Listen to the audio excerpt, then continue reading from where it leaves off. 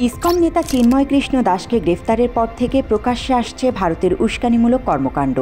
চিন্ময়ের শাস্তির দাবিতে দেশের বিভিন্ন স্থানে বিক্ষোভ হয়েছে, আর বানোয়াট অভিযোগে ভারতে বিক্ষোভ হয়েছে চিন্ময়ের মুক্তির দাবিতে।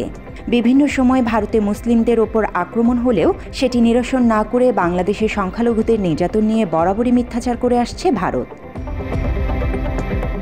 সাম্প্রতিক সময়ে দেশটির এমন উস্কানিমূলক কর্মকাণ্ড নিয়ে এবার মুখ খুলেছেন দেশবরেণ্য ইসলামিক বক্তা, প্রচারক ও লেখক মিজানুর রহমান আজহারি। সামাজিক যোগাযোগ মাধ্যম ফেসবুকে নিজের ভেরিফাইড অ্যাকাউন্ট থেকে রবিবার ভারতের উস্কানিমূলক কর্মকাণ্ড নিয়ে একটি স্ট্যাটাস দিয়েছেন মিজানুর রহমান আজহারি। পোস্টটিতে এই বক্তা লিখেছেন, মসজিদ ভেঙে মন্দির নির্মাণ করা দেশ ভারত বাংলাদেশকে সাম্প্রদায়িক সম্প্রীতির সবক দিচ্ছে। ব্যাপারটিকে নিতান্তই হাস্যকর বলে উল্লেখ করেন তিনি। বাংলাদেশ সনাতনী জাগরণ জোটের মুখপাত্র চিন্ময় কৃষ্ণকে মুক্তির দাবিতে গত মঙ্গলবার আদালত চত্বরে সহিংস হামলা চালায় তার অনুসারীরা। এতে আইনজীবী সাইফুল ইসলাম নিহত হন। এরপর থেকেই বাংলাদেশে ইসকনকে নিষিদ্ধের দাবি উঠেছে। এমন পরিস্থিতিতে মিথ্যা অভিযোগে চিন্ময় ও ইসকনকে ফাঁসানো হচ্ছে দাবি করে গত শুক্রবার কলকাতায় বাংলাদেশ উপ হাইকমিশনে সহিংস হামলা চালায় ভারতীয়রা। এছাড়া সাম্প্রদায়িক উগ্রবাদী নেতা চিন্ময় দাস গ্রেফতারের পর উদ্বেগ জানিয়ে বিবৃতি দেয় ভারত।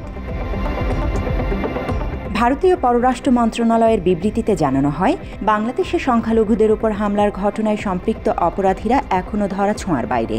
এসবের বিরুদ্ধে চিন্ময় দাস কথা বলায় মিথ্যা মামলা দিয়ে তাকে গ্রেফতার করা হয়েছে বলেও দাবি করে ভারত। এর আগে চিন্ময় ইস্যুতে বাংলাদেশ নিয়ে কথা বলেছেন বিজেপির বিধায়ক ও পশ্চিমবঙ্গ বিধানসভার বিরোধী দলনেতা শুভেন্দু অধিকারী। চিন্ময়কে মুক্তি না দিলে বাংলাদেশ ভারত সীমান্তে বিক্ষোভ করার হুঁশিয়ারি দেন তিনি। গত 25 নভেম্বর বাংলাদেশ সম্মিলিত সনাতনী জাগরণ জোটের মুখপাত্র ও চট্টগ্রামের হাটহাজারীর পুণ্ডরিক ধামের অধ্যক্ষ চন্দন কুমার ধর ওরফে চিন্ময় কৃষ্ণ দাস ব্রহ্মচারীকে রাষ্ট্রদ্রোহের এক মামলায় গ্রেফতার করে পুলিশ। 5 আগস্টের পর সংখ্যালঘু নির্যাতন, রাজনৈতিক অস্থিরতা সহ বিভিন্ন অভিযোগে বাংলাদেশের অভ্যন্তরীণ বিষয়ে হস্তক্ষেপ করছে ভারত। সাম্প্রতিক সময়ে ভারতের এমন পক্ষপাতমূলক মিথ্যাচারের মধ্যেই ফেসবুকে দেশটিকে নিয়ে স্ট্যাটাস দিলেন মিজানুর রহমান আজহারি। জান্নাতুল ফেরদৌস তমা, বাংলা এডিশন।